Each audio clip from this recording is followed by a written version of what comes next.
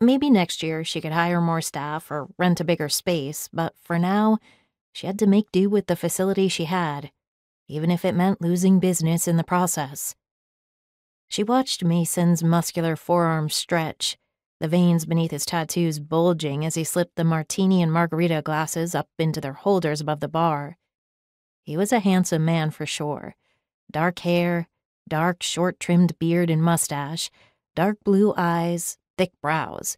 A lady killer for sure. And tall.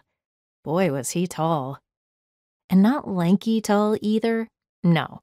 The man had some breadth to him, and by the looks of things, it was all muscle beneath his black Prime sports bar and grill t-shirt. Despite him being a bartender, danger and intrigue seemed to ooze from him, along with a fresh and manly scent she couldn't quite place but found intoxicating. Tall, dark, and dangerous. Yum. She licked her lips, tasting the salt from the nacho chips. "More wine?" he asked, lifting his eyebrow at her. She shook her head reluctantly and made a dismissive face. "No, I shouldn't." "On the house. After a story like that, I can't charge you. Hell, I should be paying you." He grabbed the bottle of Pinot off the back counter and waggled it in front of her. "You sure?" She rolled her eyes and nodded. "I'm not driving, so why not?" "You live nearby then?" he asked, pouring what was left of the bottle into her glass. "Yeah, about a 15-minute walk or so. Not too far. Makes commuting to work pretty easy." "I bet." He plopped the wine bottle into the blue recycling bin behind him, then returned to their well-eaten plate of nachos. "So, what are you going to do if you don't find Mr. Perfect for your date?" She lifted both shoulders and shook her head at the same time she picked off a cheese-covered jalapeno slice from the plate and popped it into her mouth.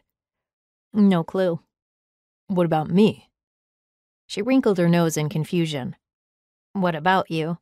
"As your date." He placed a pint glass beneath the spout for draft beer and pulled the lever.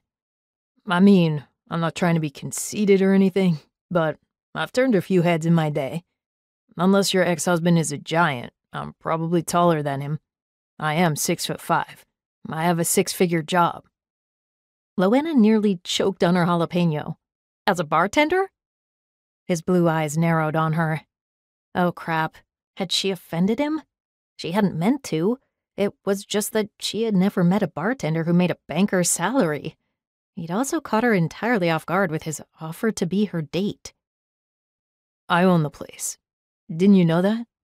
he said, his tone not quite harsh, but still with a slight edge to it.